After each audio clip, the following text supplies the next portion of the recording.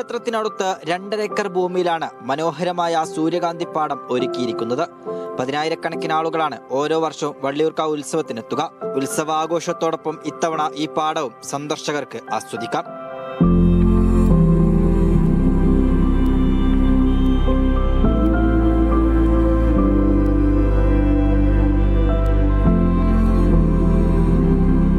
ഗുണ്ടിൽപേട്ടിൽ പോയി കണ്ടപ്പം നമ്മുടെ ഇവിടെ അതെങ്ങനെ ചെയ്യാൻ പറ്റും എന്നുള്ളൊരു അങ്ങനെ നോക്കിയതാണ്.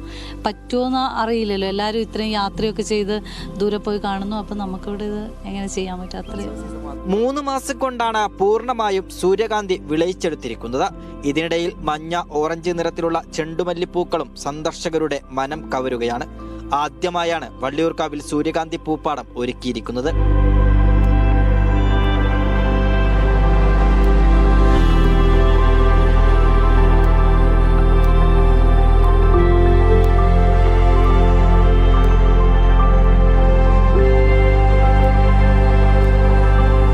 മാർച്ച് 15 to 28 വരെയാണ് ഉത്സവം.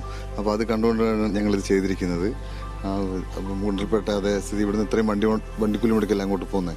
അപ്പോൾ അത് ഞങ്ങൾ അവിടെ പോയി കണ്ടപ്പോൾ ഇവിടെ എങ്ങനെ ഒന്ന് ചെയ്യാന്നുള്ള രീതിയിലേക്ക് ഇങ്ങനെ ഞങ്ങൾ പ്ലാൻ ചെയ്തിരിക്കുന്നത്.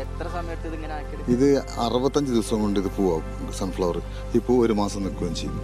അതിനുശേഷം അത് എണ്ണയ്ക്ക് വേണ്ടിയിട്ട് ഞങ്ങൾ ഡിസ്പോസൽ ചെയ്യും. മുതിർന്നവർക്ക് 50 രൂപയും കുട്ടികൾക്ക് 30 രൂപയുമാണ് പ്രവേശന നിരക്ക്. ഉത്സവത്തിന് മുമ്പ് തന്നെ പൂപ്പാടം കാണാൻ സന്ദർശകർ എത്തിത്തുടങ്ങിയിട്ടുണ്ട്. വള്ളിയൂർക്കാവ് ക്ഷേത്ര മഹോത്സവം കാണാനെത്തുന്നവർക്ക് ഇത്തവണ മനോഹരമായ സൂര്യകാന്തി പാടവും തയ്യാറായിട്ടുണ്ട്. ക്ഷേത്ര കവാടത്തിനോട് ചേർന്ന് 2.5 ഏക്കറിലാണ് മനോഹരമായിട്ടുള്ള ഈ പൂപ്പാടം ഒരുക്കിയിരിക്കുന്നത്. ക്യാമറ പേഴ്സൺ ജിഷ്ണു മീനങ്ങാടിക്കൊപ്പം ഫൈസൽ നെടുമ്പാല, മീഡിയ 1, വയനാട്.